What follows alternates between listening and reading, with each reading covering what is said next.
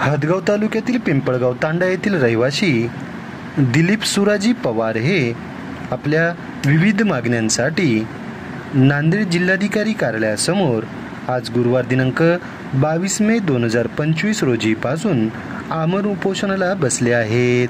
त्यांची उपोषणातील मागणी म्हणजे ग्रामपंचायत पिंपळगाव येथील श्री जगदंबा गृहनिर्माण संस्थेचा गट नंबर 125 क्षेत्र 1 हेक्टर 0.1 आर ग्रामपंचायत पिंपळगाव तांडा येथील सरपंच ग्रामसेवक यांनी ग्रामपंचायत पिंपळगाव तांडा येथील गट नंबर 125 क्षेत्रामध्ये प्लॉटिंग गैरकानूनी विक्री करून ग्रामपंचायत पिंपळगाव 8 ग्रामपंचायत दप्तरी रेकॉर्ड नोंदी गैरप्रकार केली आहे।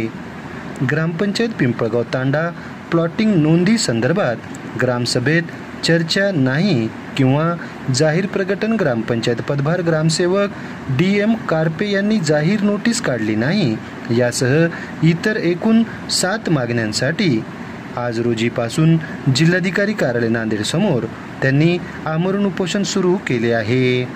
सदरच्या या उपोषणासंदर्भात आज रोजी दुपारी 2 वाजताच्या दरम्यान उपोषणकर्ते पवार यांनी जिल्हाधिकारी कार्यालयासमोर प्रसार माध्यमांना आपली प्रतिक्रिया दिली आहे। सर, आज आपण जिल्हाधिकारी कार्यालयासमोर इथं आमरण उपोषणाला बसले आहेत। काय नाव आपलं, आपल्या कोणत्या मागण्याच्या अनुषंगाने राष्ट्रीय उपोषणाला बसतो?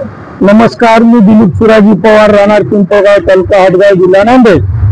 तरी मी जिल्हा कार्यालय नांदेड यांच्या समोर मी उपोषणाला आज बसलेला आहे।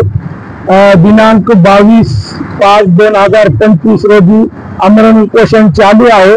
तरी माझ्या मागण्या ग्रामपंचायत पिंपळगाव येथील श्री जगदंबा गृहनिर्माण संस्थेची गट क्रमांक 125 क्षेत्र 1 हेक्टर 1 आर पिंपळगाव तांडा तालुका हदगाव येथील सरपंच व ग्रामसेवक ग्राप पिंपळगाव तांडा येथील गट क्रमांक 125 क्षेत्र प्लॉटिंग गैरकानूनी विक्री करून ग्राफ पिंपळगाव